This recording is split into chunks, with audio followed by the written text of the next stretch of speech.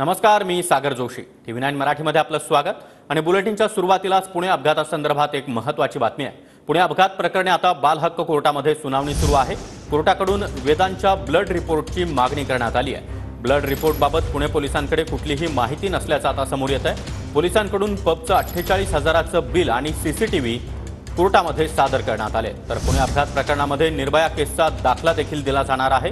2015 मध्ये बनलेल्या कायद्याचा सुनावणी दरम्यान विचार केला जाणार आहे. नव्या कायद्यानं आरोपी 16 वर्षाचा असल्यास प्रौढ ग्राह्य धरलं जाईल आणि प्रौढ ग्राह्य धरल्यास पुणे पोलीस वेदांतला आजच अटक करण्याची शक्यता देखील व्यक्त केली जाते.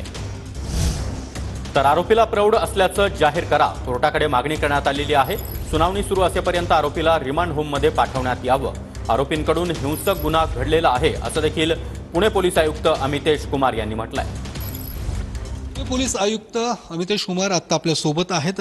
आम्ही कोर्टाला दोन गोष्टीबद्दल विनंती केलेली आहे. नंबर एक की ही अत्यंत गंभीर हीनस क्राईम आहे आणि या केसमध्ये आरोपीला ॲडल्ट म्हणून ट्रायल व्हावी, कारण तशी तरतूद ज्युव्हेनाईल जस्टिस ॲक्टमध्ये निर्भया कांडचे अमेंडमेंट नंतर झाली होती.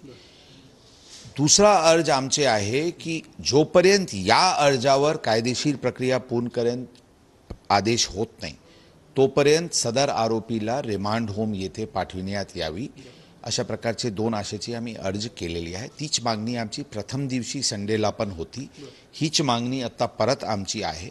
मला विश्वास आहे की यामध्ये कोर्ट आमचे ॲप्लिकेशन्सला फेवरेबली कन्सिडर कर. सेक्शन 15 ज्युव्हेनाईल जस्टिस ॲक्ट म्हणतात की जर ज्युव्हेनाईल 16 वर्षाचे वरचे असतील आणि त्यांचेकडून हीनस क्राईम झाले असतील तर त्यांना ॲडल्ट म्हणून ट्रीट करायची प्रावधान त्यामध्ये नमूद आहे. ती पण अमेंडमेंट निर्भया कांड नंतर झाली होती.